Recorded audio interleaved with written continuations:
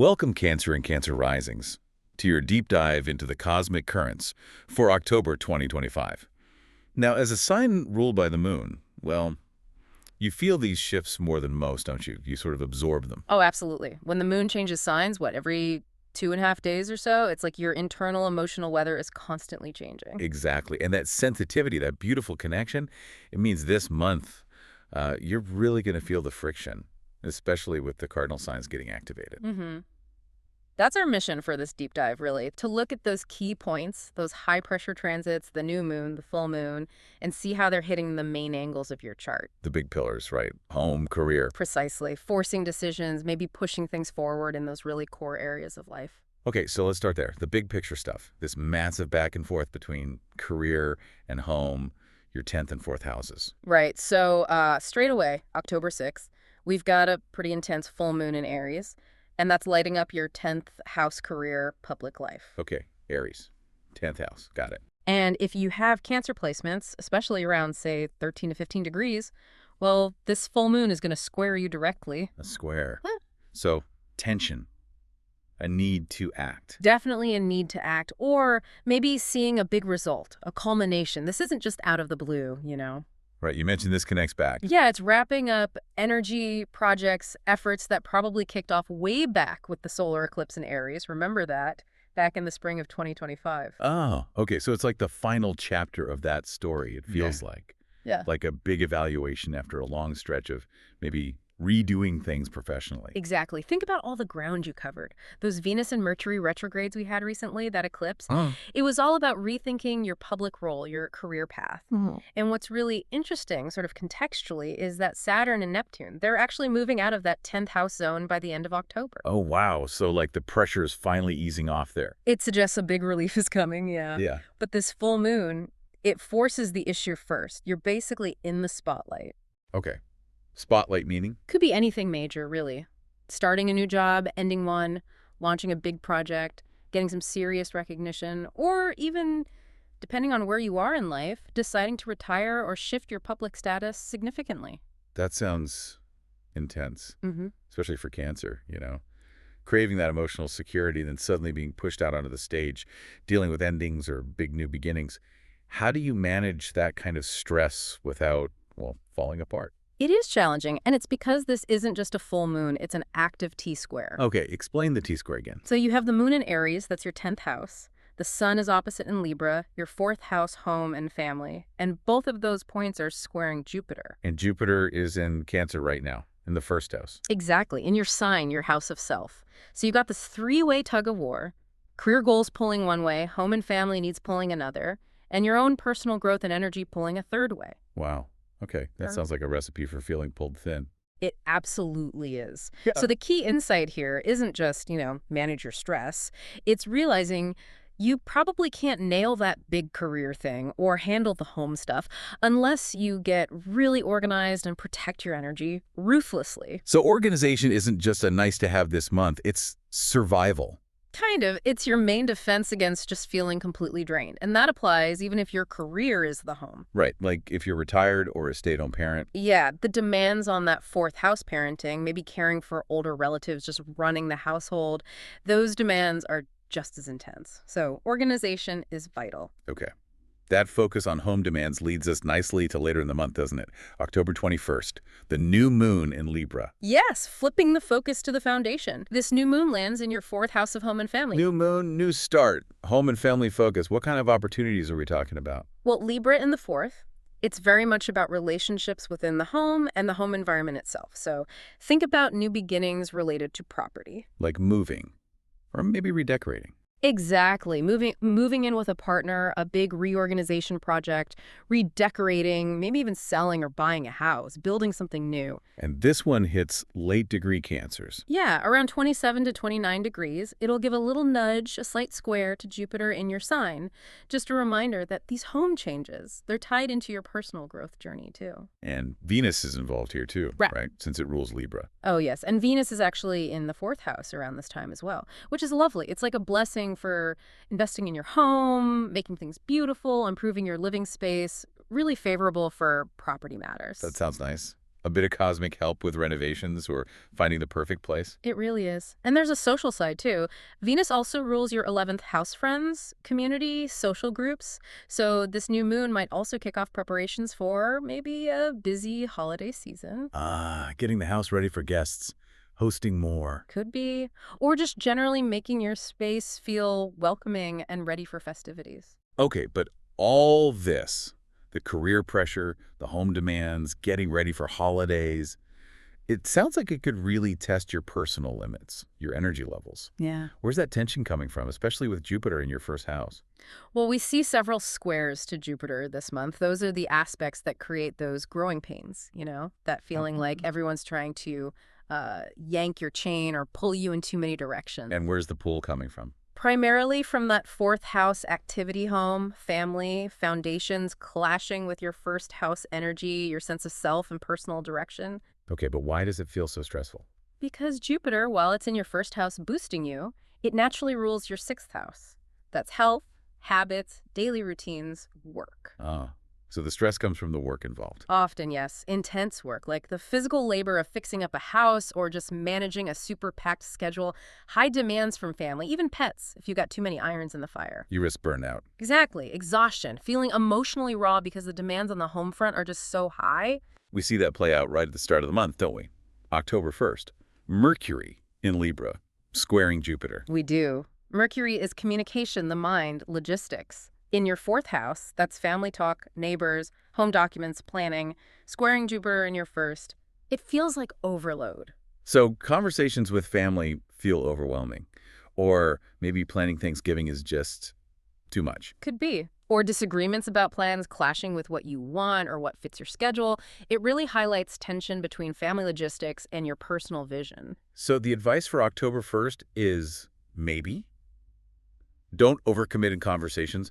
Watch out for exaggeration. Good advice. Sensitivity will be really high. Try to stay grounded. Avoid blowing things out of proportion, especially in how you express yourself. Your boundaries might feel a bit besieged by family stuff. Okay, and this pressure, this organizational stress, it peaks later. It gets amplified around October 16th. That's when the Sun, also in Libra in your fourth, squares Jupiter in your first. So similar energy to the Mercury square, but bigger, more vital. Yeah, the Sun brings more core energy, more focus. It really spotlights that challenge of balancing your need for inner security, that cozy home base with your personal ambitions and drive. And the risk here is overdoing it. Definitely. Overreach. Especially maybe overspending on decorating or entertaining or just planning way too much in an attempt to feel in control. Watch the budget around mid-month. Okay, managing stress, balancing home and self. Got it. But where's the fun? Let's talk communication, creativity, connections. Third and fifth houses. All right, well, we start with a little bit of, let's call it karmic tidying up. October 4th, Venus links up with the South Node in Virgo. Okay, Venus in the South Node in Virgo in the third house. What does that mean? Third house is your local environment, siblings, neighbors, how you communicate day to day. The South Node is about release, letting go of old patterns. Venus brings in relationships, particularly female ones. So maybe someone from the past pops up, like a sister or an old neighbor. Could be. Often a female relative or friend from your local sphere. But the core theme is about releasing old ways of communicating, maybe old dynamics with these people. Could there be tension? Like minor fallings out? Possibly. Small disagreements, maybe someone cancels plans last minute, local squabbles. The lesson here is really just patience, letting go of needing things to be a certain way in those close-to-home interactions. Okay. Letting go, then what? Then, October 6th, same day as that big career full moon, interestingly, Mercury moves into Scorpio. Ah, Scorpio, Yeah. entering your fifth house. Yes, the house of fun, creativity, romance, children, self-expression, play. Oh, that sounds much better. So Mercury here deepens thoughts around. Romance, creativity, finding your unique voice. It's great energy for maybe dipping your toes back into dating, using dating apps. Or planning short, fun trips, getting creative. Absolutely. And because we're heading into the Mercury retrograde pre-shadow phase soon, you might even hear from someone from your romantic past. Or just find yourself thinking about romance differently. Connecting with your inner child, maybe. Taking a few risks just for fun. That's the vibe. And it gets even more charged up around October 20th. What happens then? Mercury meets up with Mars, also in Scorpio, in that same fifth house. Ooh, Mercury and Mars together in Scorpio. That sounds potent. It really is a blast of focused energy and passion. Now, remember, Mercury also rules your 12th house, the hidden subconscious stuff, dreams, and your third house, communication. Okay. So Mercury, Mars in the 5th, connecting to the 12th and 3rd. Mhm. How does that play out? It could be a sudden flash of inspiration, maybe something that comes to you in a dream that you feel compelled to write down or act on immediately. Or maybe meeting someone new very quickly, very passionately. Definitely possible. And that Mars energy really fires things up. It could also signal creative collaborations, or maybe a bit of friction with siblings or neighbors related to your creative pursuits or kids. And you mentioned the pre-Fato period. Right. So this whole focus on the 5th house in October and leading into November is really about reviewing how you have fun, how you date your creative projects. Mercury will retrograde there in November. So now's the time to get serious about scheduling fun or making time for dating. Pretty much, like actually blocking out time for that creative project or figuring out childcare if you're a single parent wanting to date more. It's about making concrete plans for pleasure and passion. Okay, interesting. So let's shift gears again.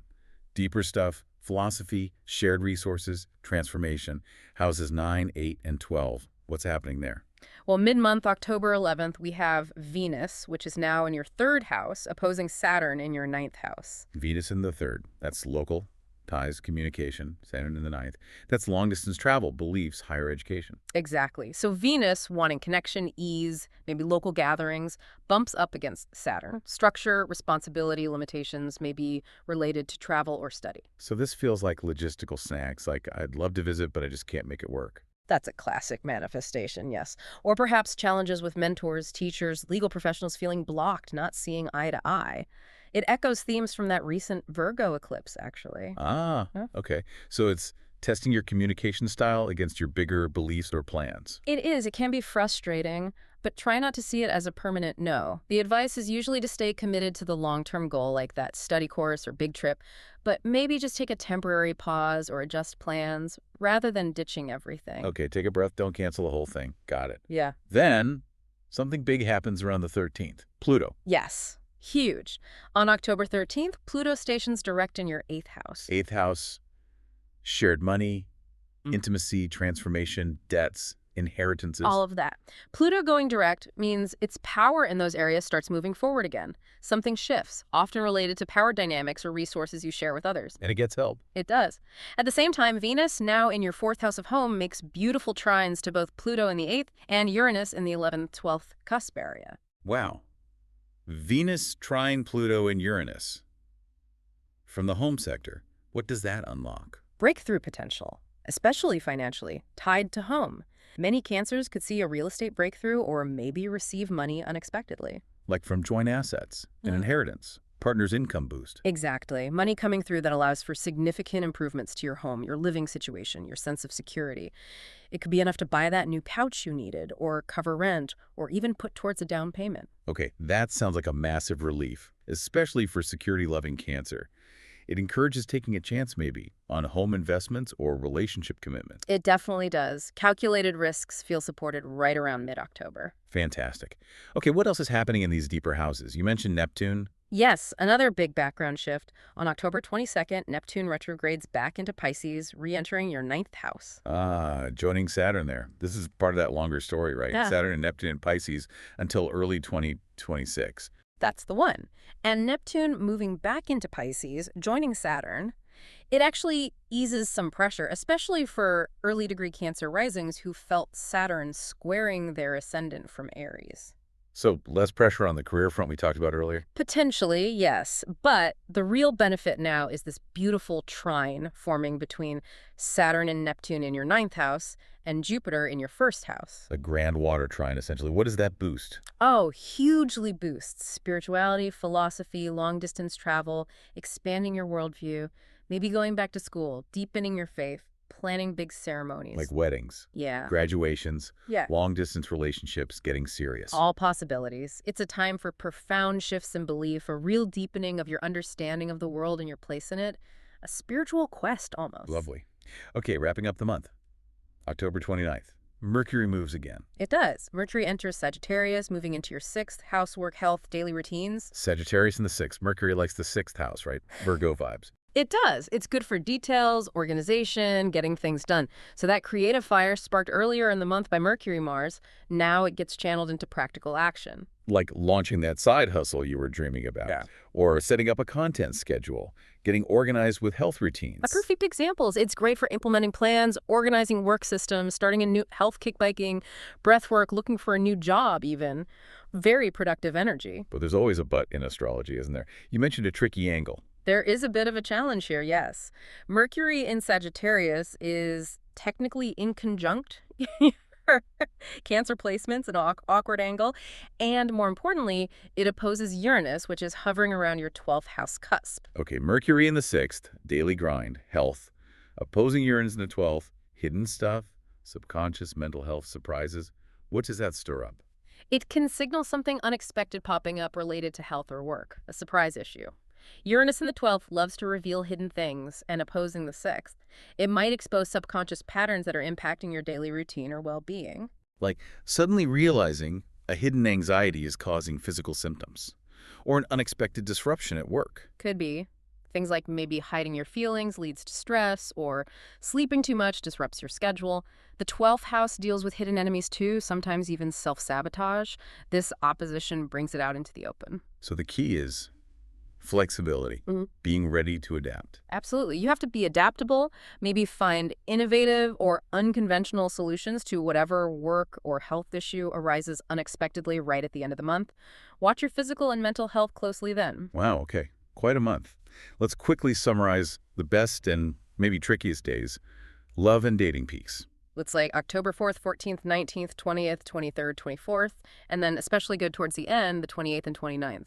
The 28th looks particularly strong for connection. Okay, and good days for career, reputation stuff? Focus on the 12th and 13th for that, around the time Pluto goes direct. Makes sense. And money days. Yeah. That Pluto activity again. Yes, the 14th, 15th, and 16th look quite positive for financial matters, potentially seeing that breakthrough. And any specific challenging day to watch out for, besides maybe the full moon square if that hits you personally. The 15th is flagged as potentially a bit tricky for everyone generally.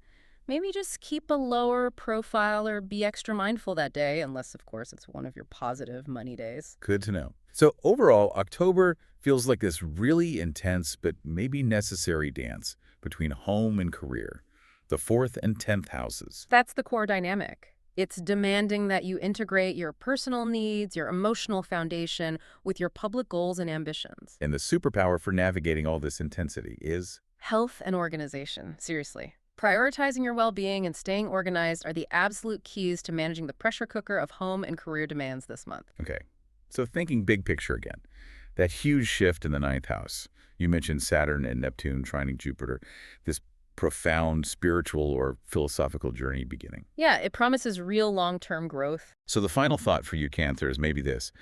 How will this expanded worldview, this potentially deepening philosophical security that's starting now, how might that impact your family life and your career choices, say, 6 months down the line? That's a great question.